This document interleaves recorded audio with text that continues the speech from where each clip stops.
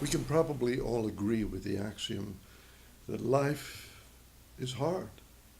The difficulties that we are presented with are often daunting, sometimes almost insurmountable.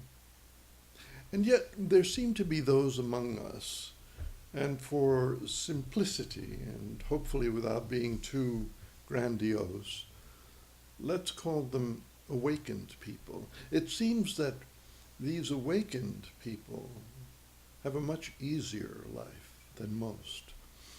Now, I don't mean because of wealth or education or privilege or position that the way is made smooth for them, nor do I mean that they don't encounter routinely, as we all do, difficulties, problems, challenges, illnesses, accidents, events that come out of nowhere and change the course of our directions, and sometimes can be very perplexing. Yes, of course, we all experience that. That's life. But for these, forgive me, awakened people, life seems to be easy. What do I mean by that?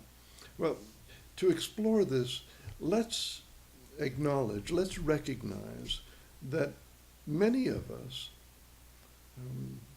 get pretty caught up in what we are doing. In other words, we go through decision-making processes to choose certain courses of action, certain behaviors, certain responses. And this decision-making process can often be confusing, complicated. It can get our head in a spin so that we become almost paralyzed, and our ability to respond creatively and productively becomes challenged. This generates and comes from a focus, and I believe an exaggerated focus on what we do. The problem with that focus is that very often how we do something is as important and sometimes more important than what we do. But if we become too focused on how we do things, we're liable to collapse into the constraints defined by some perfectionism or some control freak attitude that we have, that things must be so and done so. And in that process of becoming so focused on how we do things, we begin to lose, and sometimes completely lose, the sense of why we're doing things. We lose the wider perspective that keeps us aware of and in touch with the goals and aspirations, the larger frame of what it is we're hoping for in our lives. We can lose sight of that if we collapse down into what we're doing and why, how we're doing it.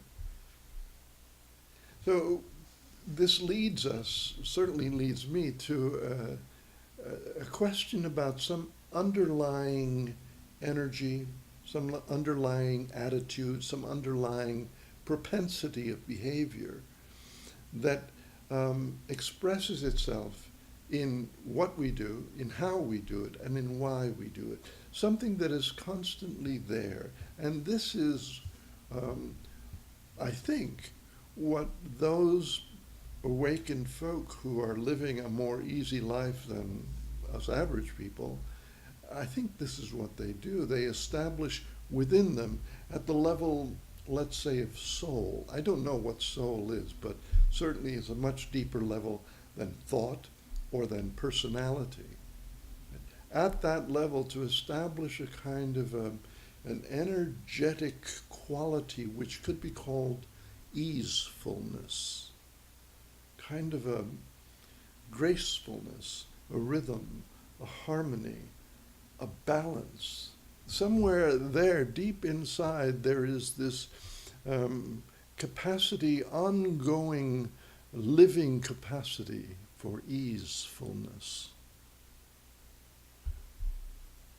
How do we do that? How does one develop an internal mm, system, an internal environment which is easeful.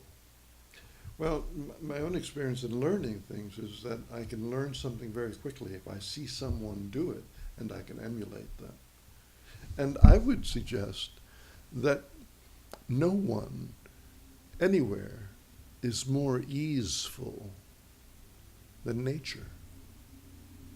And if we want to understand the principle of easefulness, a principle which can underpin our choices, our decisions, our actions, so that what we do, how we do it, and why we do it are all emerging from a deeper capacity for easefulness. And how do we learn that? Well, follow the example of nature. I mean, look at an ocean wave. The curl of that wave as it begins to fall. There's something so graceful and so easeful about that.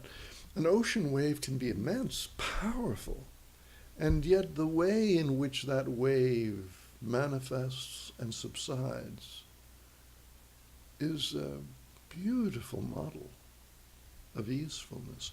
Or if you look at the patterns of light on the ground made by the sun playing in the trees, in the shrubs, or even on a wall through a window blind, there's something so perfect. It's delicate, it's gentle, it's present. That ease that you see there in the way that light shifts, in the way that leaves move in the trees when a breeze is blowing through them. There are many examples like this of the way that nature just goes about her extraordinary, incalculably magnificent and vast creation, kind of as easeful as a spring rain, a gentle spring rain. Maybe what I'm really talking about